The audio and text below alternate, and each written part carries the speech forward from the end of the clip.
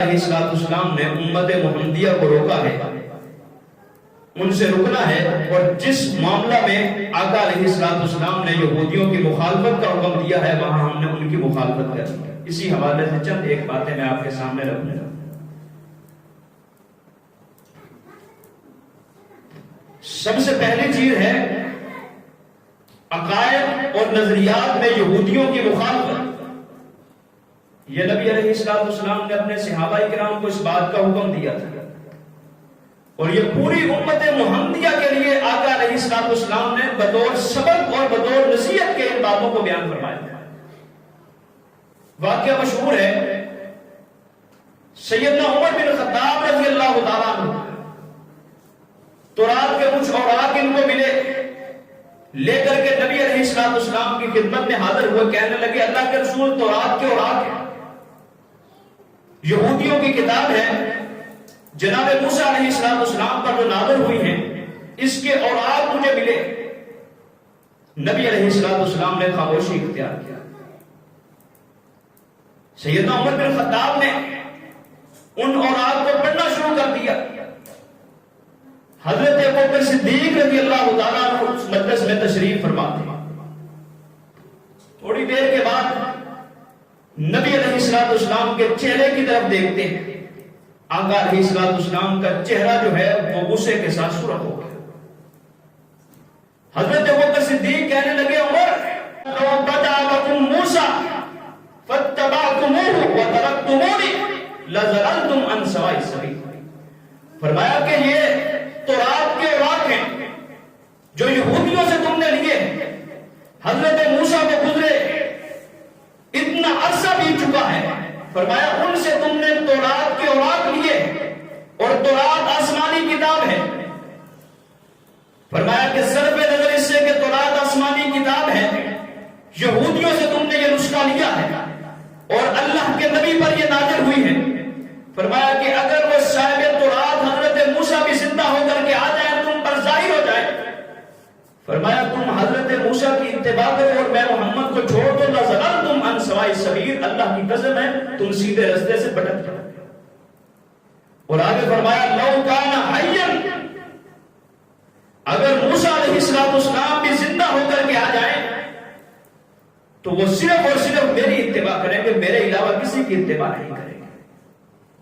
یہاں سے یہ سبق ملتا ہے کہ یہودیوں کے عقائد، یہودیوں کے نظریات، ان پر عمل کرنا تو دور کی بات ہے، نبی علیہ السلام نے تورات آسمانی کتاب جو حضرت موسیٰ پر نازل ہوئی ہے اس کے پڑھنے سے بھی ناراضگی کا اظہار کیا، اور فرمایا کہ اگر تم اس کو پڑھ کر کے اس پر عمل کرو گے تو تم سیدھے راستے سے گمراہ ہو جاؤ گے۔ اور اسی طرح سے حضرت عبداللہ بن عباس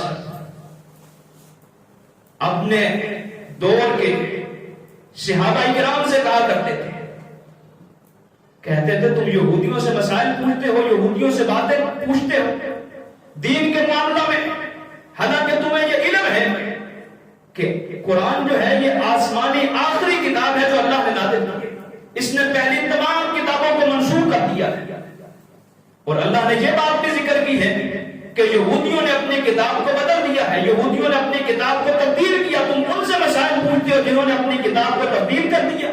تمہارے پاس قرآن موجود ہے، قرآن ہدایت ہے، اس سے پوچھو، اس سے سیکھو، اس سے سمجھو، اور یہودیوں سے فرمایا ایسے مسائل نہ پوچھو۔ کہتے ہیں آج تک میں نے کبھی کسی یہودی کو نہیں دیکھا کہ اس نے کسی مسلمان سے پوچھ کر کے کوئی مسئلہ جو دین اسلام کا ہے اور دین اسلام پر چلنا ان کی ذمہ داری ہے، ان پر لازم اور ضروری ہے، لیکن اس کے باوجود بھی وہ دین اسلام کے مسائل نہیں پوچھتے، اس پر عمل نہیں کرتے، تم ان سے مسائل پوچھتے ہو۔ حضرت عبداللہ بن مسعود بیان فرماتے ہیں، کہتے ہیں کہ میں نے ایک شخص کو دیکھا، وہ قرآن کی ایک آیت پڑھ رہا تھا، قرآن اللہ نے 7 کی رات میں نازل کیا ہے، 7 لہجوں میں قرآن کو اللہ نے نازل کیا ہے، وہ کسی اور لہجے میں پڑھ رہا تھا، کہتے ہیں مجھے معاملہ گڑبڑ لگا، میں نے سمجھا شاید غلط پڑھ رہا ہے، اس کو لے کر کے نبی علیہ السلام کی خدمت میں حاضر ہوا۔ میں نے کہا اللہ کے رسول یہ قرآن کی آیت کو اس طرح سے پڑھتا ہے؟ تو آقا علیہ السلام نے فرمایا لا تختلف فإن من كان قبلكم اختلفوا فهلكوا، فرمایا یہ بھی صحیح پڑھ رہا ہے، یہ کسی اور لہجے میں پڑھتا ہے، تم بھی صحیح پڑھ رہے ہو۔ فرمایا کہ اختلاف نہ کرو، تم سے پہلے لوگوں کی تباہی کی وجہ صرف یہی تھی کہ انہوں نے اپنی کتاب میں اختلاف کیا اور وہ ہلاک ہوا۔ اس سے معلوم ہوتا ہے کہ شریعت میں بنا وجہ بغیر کسی ضرورت کے اختلاف جو ہے اس سے نبی علیہ السلام نے روکا ہے اور یہودیوں کی مشابہت ہے۔ اور یاد رکھو یہاں اس حدیث سے نبی علیہ السلام نے اختلاف سے ہلاکت کا درس دیا ہے۔ فرمایا کہ اختلاف جو ہے یہ ہلاکت کا باعث ہے، وہ انفرادی ہو، وہ اجماعی ہو، وہ شرعی ہو، وہ معاشرتی، ہر لحاظ سے فرمایا جو بندہ میں اختلاف کرے گا، لڑائی جھگڑا کرے گا، وہ بندہ ہلاک اور تباہ و برباد ہو جائے گا۔ اور یہاں سے یہ بھی اشارہ ہے، فرمایا کہ پہلے لوگوں کو اللہ نے تباہ کیا ہے، یہودیوں کی روش ہے۔ آج موجودہ دور میں بغیر کسی وجہ کے اگر کوئی مسلمان اختلاف کرتا ہے انفرادی طور پر یا اجماعی طور پر، شرعی لحاظ سے یا معاشرتی لحاظ سے، یاد رکھو یہ یہودیوں کا وتیرہ ہے، یہ مسلمانوں کا طریقہ ہے۔ مسلمانوں کو اللہ نے اتفاق و اتحاد کا درس دیا ہے اور اکٹھے رہنے کا، پیار اور محبت اور الفت کا درس دیا ہے، نہ کہ اختلاف کا درس دیا۔ اسی طرح سے نبی علیہ السلام کا آخری وقت ہے، زندگی اور موت کی کشمکش میں اما عائشہ صدیقہ رضی اللہ تعالیٰ عنہ بیان فرماتی ہے، حضرت عبداللہ بن عباس سے مروی کہتے ہیں ہم نے نبی علیہ السلام کو دیکھا، موت کا وقت قریب ہے اور تکلیف کی وجہ سے نبی علیہ السلام کبھی چادر مبارک کو چہرے پر ڈالتے ہیں اور کبھی چہرے سے اٹھاتے ہیں۔ اور اس وقت نبی علیہ السلام نے ایک بات بیان فرمائی تھی، فرمایا لعن اللہ الیہود والنصارى اتخذوا قبور انبیائہم مساجد، فرمایا اللہ تعالیٰ یہودیوں اور عیسائیوں پر لعنت کرے، انہوں نے اپنے انبیاء کی قبروں کو سجدہ گاہ بنا دیا۔ اور نبی علیہ السلام نے اللہ سے یہ دعا کی تھی اللہم لا تجعل قبری وثنا یعبد، اے اللہ میں محمد تجھ سے دعا کرتا ہوں کہ میری قبر کو سجدہ گاہ نہ بنا کہ لوگ وہاں آ کر کے عبادت کریں، میری قبر پر سجدہ کریں۔ اور آقا علیہ السلام نے لعنت کی ہے یہودیوں پر، فرمایا کہ یہودیوں پر اللہ تعالیٰ لعنت کرے، انہوں نے اپنے انبیاء کی قبروں کو سجدہ گاہ بنایا ہے۔ اور اسی طرح سے حضرت ام سلمہ اور ام حبیبہ رضی اللہ تعالیٰ عنہ بیان فرماتی ہیں حبشہ میں انہوں نے ایک گرجا گھر دیکھا اور اس میں کچھ تصویریں لٹکی آ کر کے نبی علیہ السلام کے سامنے اس بات کو ذکر کیا کہ اللہ کے رسول ہم نے حبشہ میں وہاں کچھ تصویریں لٹکی ہوئی دیکھی، تو آقا علیہ السلام نے فرمایا ان اولئک اذا كان فيهم الرجل الصالح مات فبنوا على قبره مسجدا، فرمایا کہ ان کا یہ وتیرہ اور طریقہ ہے جب کوئی نیک بندہ فوت ہوتا ہے کہ اس کی قبر کو مسجد بنا کر کے وہاں سجدہ شروع کر دیتے ہیں۔ اور آگے فرمایا وَصَوَّرُوا، اور وہاں اس کی تصویریں لٹکاتے ہیں برکت کے لیے۔ اور آگے آقا علیہ السلام نے فرمایا اولئک شرار الخلق عند اللہ یوم القیامہ، فرمایا کہ قیامت کے دن اللہ کے ہاں لوگوں میں سب سے بدترین اگر کوئی لوگ ہوں گے تو وہ یہ ہوں گے جنہوں نے اپنے انبیاء کی قبروں کو سجدہ گاہ بنایا ہے، یا جنہوں نے نیک لوگوں کی تصویروں کو بطور تبرک اپنے گھروں میں اپنی دکانوں میں لٹکایا ہے، ان کو اللہ تعالیٰ قیامت کے دن بدترین لوگوں میں شمار کرے گا۔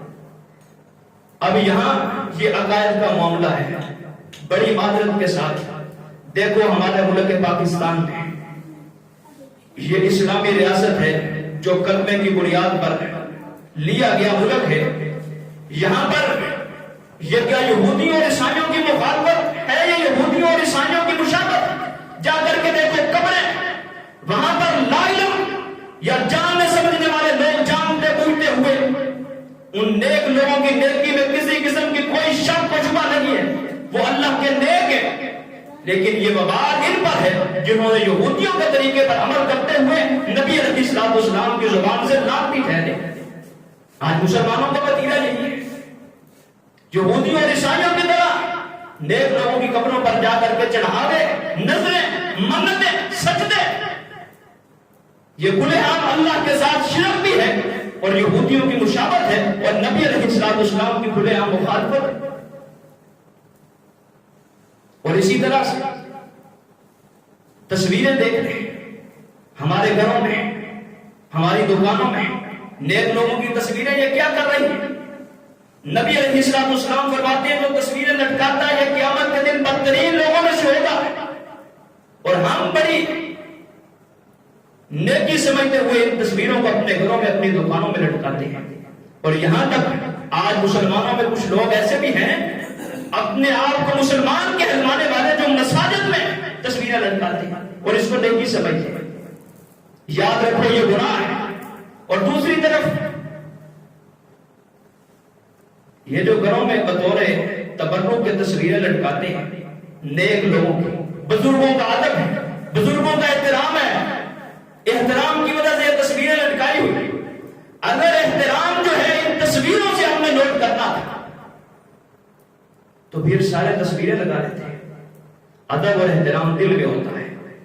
انہی سے جا کر کے پوچھو، ان کے گھروں میں بوڑھے والدین موجود ہیں، سفید داڑھیوں والے، سفید سروں والے، جن کا ادب اور احترام نہیں ہے، اور گھروں میں بزرگوں کی تصویریں کیوں؟ ادب کے لیے۔ جس کے ادب کا اللہ نے حکم دیا ہے اس کی عزت کر کے راضی نہیں ہے، اس کو ذلیل کرتے ہیں، اس کو رسوا کرتے ہیں، اس کی خدمت کو اپنی ادب اور اپنی توہین سمجھتے ہیں۔ اور جن سے نبی علیہ السلام نے روکا ہے، یہودیوں کا مشابہت والا عمل ہے، اس کو اپنا کر کے یہ ادب اور تعظیم کا، احترام کا لوگوں کو درس دیتے ہیں۔ یاد رکھو، قبروں کو سجدہ گاہ بنانا نیک لوگوں کی یا تصویروں کو لٹکانا یہ یہودیوں کی مشابہت ہے، نبی علیہ السلام کا طریقہ نہیں۔ اور اسی طرح سے حلال اور حرام کو یہود ہیلا سازی سے حلال چیزوں کو حرام کرتے اور حرام کو حلال کرتے، ہیلا سازی کے ساتھ، اپنی منمانی کے ساتھ، اپنی مرضی کے ساتھ۔ یہ بھی اللہ نے یہودیوں کا عمل ذکر کیا۔ فتح مکہ کے موقع پر سیدنا جابر بن عبداللہ فرماتے ہیں کہ نبی علیہ السلام نے مردار سے ہمیں روک لیا، دیگر چیزیں آقا علیہ السلام نے حرام قرار دی، فرمایا کہ مردار بھی تم پر حرام ہے۔ کہتے ہم نے کہا اللہ کے رسول، مردار کی چربی جو ہے وہ ہم اپنی کشتیوں میں استعمال کرتے ہیں، ہم چراغ جلانے کے لیے استعمال کرتے ہیں، ہمارے دیگر کاموں میں وہ استعمال ہوتی ہے، کیا اس کے استعمال کرنے کی ہمیں کوئی اجازت ہے؟ نبی علیہ السلام نے فرمایا نہیں، جو چیز حرام ہے اس کو تم استعمال نہیں کر سکتے۔ آقا علیہ السلام نے فرمایا قاتل اللہ الیہود ان اللہ لما حرم شحومها، اللہ تعالیٰ یہودیوں کو ہلاک کرے کہ جب اللہ تعالیٰ نے چربی کو ان پر حرام قرار دیا، جملوہ، انہوں نے چربی کو پگلایا، ثم باؤ فعقلوا ثمنہ، فرمایا کہ اس کو پگلا کر کے اس کا گھی بنایا، اس کو فروخت کر کے اس کی قیمت جو ہے اس کو کھا لیا، ہیلے بہانوں کے ساتھ کہ ہم نے کون سے چربی استعمال کی ہے، اس کی قیمت استعمال کی۔ نبی علیہ السلام نے فرمایا جس چیز کو اللہ نے حرام قرار دے دیا ہے اس کو ہیلے بہانوں کے ساتھ حرام قرار دینا یہ یہودیوں کا وتیرہ ہے، مسلمانوں کا طریقہ نہیں۔ نبی علیہ السلام نے اس سے بھی روکا۔ اور آج دیکھتے ہیں ہماری حالت اجماعی طور پر ہر چیز کو تباہ و برباد کر دیا ہے۔ جن چیزوں کو اللہ نے حرام قرار دیا ہے ہیلے بہانوں کے ساتھ اس کو اپنے لیے جائز اور حلال قرار دیتے ہیں۔ اور اسی طرح سے دوسری بات ہے عقائد میں اور نظریات میں یہودیوں کی مخالفت، یہ سب سے پہلی بات ہے جس کا نبی علیہ السلام نے حکم دیا ہے۔ دوسری بات عبادات میں آقا علیہ السلام فرماتے ہیں کہ یہودیوں اور عیسائیوں کی مخالفت کرو۔ نبی علیہ السلام مکہ سے مدینہ آئے ہیں، صحابہ کرام کو حکم دیا۔ سیدنا عبداللہ بن عباس رضی اللہ تعالیٰ عنہ سے مروی ہے، سنن ابی داؤد کی روایت ہے، کہتے ہیں نبی علیہ السلام نے یوم عاشوراء کے روزے کا ہمیں حکم دیا، فرمایا 10 محرم کا روزہ رکھو۔ کہتے ہیں 10 محرم کا ہم نے روزہ رکھنا شروع کر دیا، اور اس کے بعد ہم نے آقا علیہ السلام کو بیان کیا انہ یوم تعظمہ الیہود والنصارى، اے اللہ کے رسول یہ تو وہ دن ہے جس کی عظمت کے یہودی اور عیسائی بھی قائل ہیں، یہودی اور عیسائی بھی اس دن کا روزہ رکھتے ہیں۔ اور ایک روایت میں نبی علیہ السلام نے ان سے پوچھا تھا، کہتے ہیں حضرت موسیٰ علیہ السلام بنی اسرائیل سے فرعون کے عذاب سے اس دن ان کو نجات اللہ نے دی تھی، اس لیے ہم اس خوشی میں یہ دن کا روزہ رکھتے ہیں، یوم عاشوراء 10 محرم۔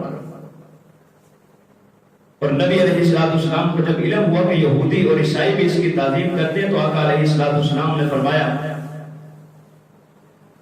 فَإِذَا كَانَ الْعَامُ الْمُقْبِلُ لَأَصُومَنَّ التَّاسِعَ، فرمایا اللہ کی قسم ہے اگر آئندہ سال میں زندہ رہا تو میں اس کے ساتھ 9 کا بھی روزہ رکھوں گا، 9 محرم کا بھی روزہ رکھوں گا۔ اب نبی علیہ السلام نے یہاں عبادت میں بھی یہودیوں کی مخالفت کی ہے۔ یاد رکھو وہ نبی جو عبادت میں بھی یہودیوں کی مشابہت اختیار نہیں کرتا، آج اس کے امتی جو ہیں ان کے پاس کیا دلیل ہے کہ ہماری معاشرت ہو، ہمارا لباس ہو، ہماری شکل و صورت ہو، ہماری تہذیب، ہمارا کلچر ہو، ہر چیز میں ہم یہودیوں کی مخالفت کرنے کی بجائے یہودیوں کی مشابہت پر اترے ہوئے۔ اور اسی طرح سے آقا علیہ السلام کا فرمان ہے، حضرت ابو ہریرہ رضی اللہ تعالیٰ عنہ سے مروی بیان فرماتے ہیں اللہ کے رسول نے بیان فرمایا لا يزال الدين ظاهرا ما عجل الناس الفطرة لأن اليهود والنصارى يؤخرونه۔ فرمایا نبی علیہ السلام نے فرمایا کہ اس وقت تک دین اسلام جو ہے وہ غالب رہے گا جب تک میری امت جو ہے وہ افطاری میں جلدی کرتی رہے گی۔ ما عجل الناس الفطرة، جب تک لوگ جو ہیں وہ افطاری میں جلدی کرتے رہیں گے اس وقت تک میری امت خیر پر رہے گی، دین اسلام جو ہے وہ غالب رہے گا۔ کیوں؟ فرمایا لِأَنَّ الْيَهُودَ وَالنَّصَارَى يُؤَخِّرُونَ، کیونکہ یہودی اور عیسائی جو ہیں وہ افطار جو ہے وہ تاخیر کے ساتھ کرتے ہیں۔ اب یہاں نبی علیہ السلام نے 2 باتیں ذکر کی ہیں۔ دین اسلام کی سربلندی جو ہے وہ کس چیز میں ہے؟ فرمایا لا یزال الدین ظاہرا، ہمیشہ دین جو ہے وہ غالب رہے گا۔ کس وجہ سے؟ یہودیوں کی مخالفت کرنے کی وجہ سے۔ یہاں اس حدیث سے سبق پر یہ اشارہ ملتا ہے کہ ہر دور میں جب جب مسلمان جو ہے وہ یہودیوں کی مخالفت کریں گے اس دور میں اللہ وحدہ لا شریک دین اسلام کو غلبہ عطا فرمائے گا۔ آج جو ہمارے گھروں میں، ہماری مساجد میں، ہماری گلی بازاروں میں، ہمارے ملکوں میں جو دین اسلام کا نفاذ نہیں ہے، اس کی صرف کیا وجہ ہے؟ یہ وجہ ہے کہ ہم نے یہودیوں کی مخالفت نہیں، یہودیوں کی مخالفت کی وجہ سے اللہ نے دین اسلام کو غلبہ عطا فرمایا، لیکن ہم نے یہودیوں کی مشابہت اختیار کیا۔ پھر غلبہ دین اسلام کو نہیں، پھر یہودیوں کو غلبہ ملتا ہے معیشت کے لحاظ سے، ان کی شریعت کے لحاظ سے، ان کے کلچر، ان کی تہذیب کے لحاظ سے۔ نبی علیہ السلام فرماتے ہیں ان الاسلام بدا غریبا وسيعود كما بدا، فرمایا دین اسلام جب شروع ہوا تھا غریب تھا، وسيعود كما بدا، ان قریب دین اسلام ویسا ہی ہو جائے گا، غریب ہوگا۔ فطوبى للغرباء، فرمایا غریبوں کے لیے خوشخبری، غریبوں کے لیے خوشخبری، غریبوں سے مراد کون ہے؟ فرمایا الذین یحیون سنتی ویعلمونھا عباد اللہ. غریب وہ ہیں جو نبی علیہ السلام کی فوت شدہ سنتوں کو زندہ کرتے ہیں. نبی علیہ السلام کے طریقے کو زندہ کرنے والے جو ہیں یہ غریب ہیں. وَيُعَلِّمُونَهَا عِبَادَ اللَّهِ. اور لوگوں کو نبی علیہ السلام کی سنت اور طریقے اس کا علم دیتے ہیں. ہماری تو یہ دعوت، ہمارا تو یہ مشن تھا کہ ہم نے خود بھی نبی کی سنتوں کو زندہ کرنا تھا، نبی کے طریقے کو زندہ کرنا تھا، اور لوگوں کو بھی اس کا درس اور حکم دینا تھا، وہ چاہے اپنی زبانوں کے ساتھ یا اپنے عملوں کے ساتھ. اقبال کا شعر ہے، یہ مسلمان ہیں جنہیں دیکھ کے شرمائے، ان کے طریقے جو ہیں ہم نے اپنائے. یاد رکھو مسلمانوں کا یہ وتیرہ نہیں ہے. مسلمان نبی علیہ السلام کی سنتوں کو زندہ کرنے والا ہوتا ہے. ہمارے گھروں میں، ہماری مساجد میں، ہماری گلی بازاروں میں، ہماری بستیوں، ہمارے شہروں میں نبی علیہ السلام کے طریقے کو عام کیا جائے، نہ کہ یہودیوں کے طریقے کو عام کیا جائے. اس میں دین اسلام کا غلبہ ہے. اللہ تعالیٰ بیان فرماتے ہیں هو الذي ارسل رسوله بالهدى ودين الحق ليظهره على الدين كله ولو كره المشركون. فرمایا کہ مشرک جو ہیں وہ جس طرح ناپسند کرتے ہیں کرتے ہیں، اللہ نے اس دین کو جو ہے وہ غلبہ عطا فرمایا ہے. اور یاد رکھو اس حدیث سے ہمیں یہ اشارہ ملتا ہے کہ دین اسلام کا غلبہ اگر کسی چیز میں مضمر اور پوشیدہ ہے، وہ صرف اور صرف اس چیز میں ہے کہ ہم یہودیوں کی کھلے عام مخالفت کریں. اس سے دین اسلام کو غلبہ ملتا ہے. اور اسی طرح سے عبادات میں ایک نیکی جو ہے وہ جنازے جیسے حقوق العباد ہے. نبی علیہ السلام کے صحابی ہیں سیدنا عبادہ بن صامت رضی اللہ تعالیٰ عنہ بیان فرماتے ہیں کان رسول اللہ صلی اللہ علیہ وسلم اذا اتبع الجنازہ لم یقعد حتی یوضع فی اللحد. نبی علیہ السلام جب کسی جنازے کے پیچھے جاتے اس وقت تک زمین پر بیٹھنا گوارا نہیں کرتے تھے جب تک میت کو لحد میں اتار نہیں دیا جاتا تھا. فرمایا کہ بیٹھا نہ کرو. اور اس کے بعد صحابی بیان کرتے ہیں فَعَرَضَ لَهُ حِبْرٌ فَقَالَ هَكَذَا نَصْنَعُ يَا مُحَمَّدْ. ایک راہب یہودیوں کا عالم نبی علیہ السلام سے ملا، کہنے لگا اللہ کے رسول ہم بھی اسی طرح کرتے ہیں جو آپ کر رہے ہیں. فَجَلَسَ النَّبِيُّ صلی اللہ علیہ وسلم فَقَالَ فَخَالِفُهُمْ. نبی علیہ السلام اس کے بعد بیٹھنا شروع کر گئے. میت کو دفنانے سے پہلے آقا علیہ السلام بیٹھا نہیں کرتے تھے جب تک اس کو دفن نہ کر دیا جائے. یہودیوں کے عالم نے کہا کہ ہم بھی ایسا کرتے ہیں. نبی علیہ السلام نے صحابہ کرام کو حکم دیا فرمایا فَخَالِفُوهُمْ ان کی مخالفت کرو. میت کو دفنانے سے پہلے قبرستان میں بیٹھ کر کے نبی کی سنت کو زندہ کیا کرو، یہودیوں کی مخالفت کیا. اس کے بعد آقا علیہ السلام نے اپنا عمل جو ہے وہ تبدیل کر دیا یہودیوں کی مخالفت کی وجہ سے. یہ بھی عبادت ہے، لیکن عبادت میں بھی نبی علیہ السلام نے ان کی مشابہت اس کو گوارا نہیں کیا. اور اسی طرح سے عمل میں آقا علیہ السلام نے یہودیوں کی مشابہت اس سے صحابہ کرام کو بھی روکا ہے اور امت کو بھی اس سے روکا ہے. حضرت زیاد بن لبید رضی اللہ تعالیٰ عنہ بیان فرماتے ہیں کہ نبی علیہ السلام نے فرمایا کہ دین اسلام تم سے نکل جائے گا جب دین اسلام علم جو ہے اٹھا لیا جائے گا. فرمایا جب تم عمل چھوڑ دو گے علم جو ہے تم سے اٹھ جائے گا. کہتے ہیں میں نے نبی علیہ السلام سے کہا یا رسول اللہ وَكَيْفَ يَذْهَبُ الْعِلْمُ وَنَحْنُ نَقْرَأُ الْقُرْآنَ وَنَقْرَأُ أَبْنَاءَنَا. اے اللہ کے رسول دین اسلام کس طرح سے اٹھ جائے گا؟ قرآن ہم خود بھی پڑھتے ہیں، اپنے بچوں کو بھی قرآن کی تعلیم دیتے ہیں. وَيُقْرِئُهُ أَبْنَاءَنَا أَبْنَاءَهُمْ يَوْمَ الْقِيَامَةِ. اور پھر ہمارے بچے جو ہیں ہمارے پوتوں کو دین اسلام کی تعلیم دیں گے، قرآن کو ہم پڑھتے رہیں گے.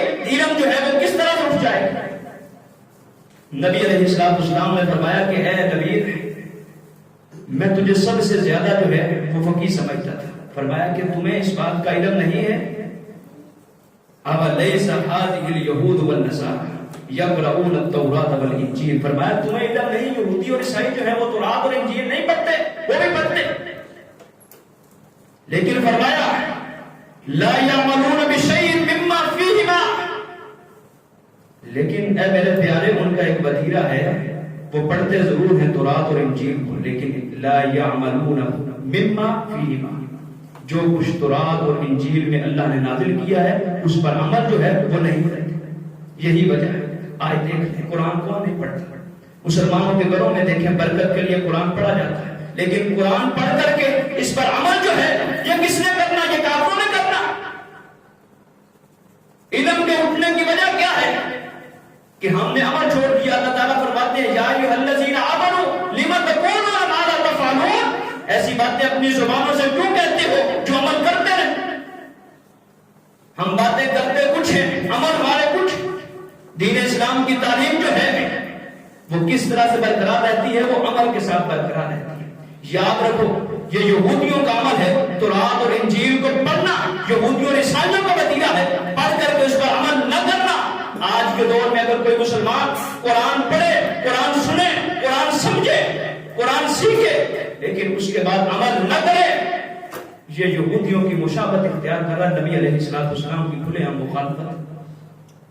حالانکہ ہم کامیاب کہاں تھے؟ آقا علیہ السلام کی تعلیمات برابر تھا اور یہودیوں کی مخالفت.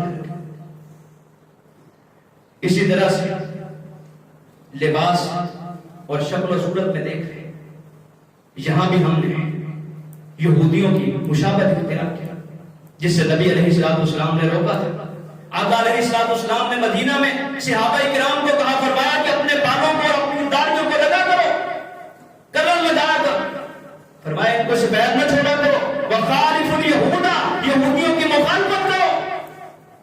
معلوم ہوا کہ یہودی جو ہے وہ داڑھیوں اور سر کے بالوں کو رنگتے نہیں, سفید رکھتے ہیں. یہودیوں کی مخالفت کیا ہے؟ بالوں اور داڑھی کو رنگ کر کے یہودیوں کی مخالفت کر رہی ہے. یہ نبی علیہ السلام کی تعلیم ہے. اور اسی طرح سے ہمارے لباس دیکھتے, آقا علیہ السلام فرماتے ہیں کسو الشوارب, اپنی مونچھوں کو ہلکا کرو, اپنی داڑھیوں کو بڑھاؤ, اور یہودیوں کی مخالفت کرو. ہم نے الٹ شروع کر دیا. جاؤ جا کر کے دیکھو, نوجوان جو ہیں مونچھوں کو بڑھاتے ہیں, داڑھیوں کو بڑھاتے ہیں. یہ یہودیوں کی سنتوں کو زندہ کرنے کے لیے مسلمانوں کے گھروں میں ہم پیدا ہوئے ہیں نبی علیہ السلام کی سنت کو زندہ کرنے کے. آج نبی علیہ السلام کے حسن کے چرچے سارے مسالک والے کرتے ہیں. کون ہے جو نہیں کرتا؟ ہر کوئی کہتا ہے حسین ہے. وَأَحْسَنَ مِنْكَ لَمْ تَرَ قَطُّ عَيْنِي, آپ سے حسین آج تک کسی آنکھ نے دیکھا ہی نہیں. لیکن اس حسین کے چہرے پر تو داڑھی تھی, تمہارے چہروں پر داڑھی ہیں. اگر آج کے دور میں بھی ایک مسلمان جو ہے نبی علیہ السلام کی سنت کو زندہ نہیں کر سکتا تو یاد رکھو یہ محبت نہیں ہے, یہ مخالفت ہے, یہ زبانی دعویٰ ہے, یہ عمل سے ہم نے ثابت نہیں کیا, یہ یہودیوں کا وتیرہ. نبی علیہ السلام کی سنتوں کو زندہ کرنا اور یہودیوں کی مخالفت کرنا یہ مسلمانوں کی ذمہ داری ہے. اور اسی طرح سے نبی علیہ السلام نے ویگ لگانے سے منع کیا ہے, یعنی نقلی جعلی بال, وہ چاہے عورتیں لگائیں یا مرد, اس سے نبی علیہ السلام نے روکا. حضرت حمید بن عبد الرحمن بن عوف بیان فرماتے ہیں, عبد الرحمن بن عوف کے بیٹے کہتے ہیں حضرت معاویہ بن ابی سفیان رضی اللہ تعالیٰ عنہ نے حج کے دنوں میں مدینہ کی مسجد میں نبی علیہ السلام کے منبر پر کھڑے ہو کر کے یہ بات کہی. کہتے ہیں این علماؤکم, تمہارے علماء کہاں ہیں؟ سمعت رسول اللہ صلی اللہ علیہ وسلم ینہا عن مثل ہذہ, کہتے ہیں تمہارے علماء کہاں؟ میں نے نبی علیہ السلام سے سنا تھا بالوں کی لڑی پکڑی ہوئی, اس جیسی بال لگانے سے نبی علیہ السلام نے روکا تھا.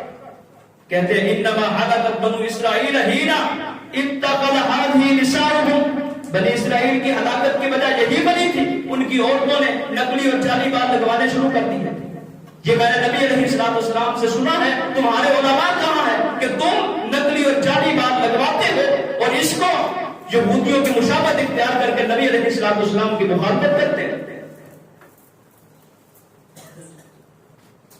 اور اسی طرح سے آخری بات وہ ہے بدقسمتی سے ہمارے فیشن، ہمارے لباس، ہمارا رہن سہن، ہمارا کلچر، ہماری تہذیب، ہماری ثقافت، ہر چیز میں ہم نے یہودیوں کی مشابہت اختیار کیا.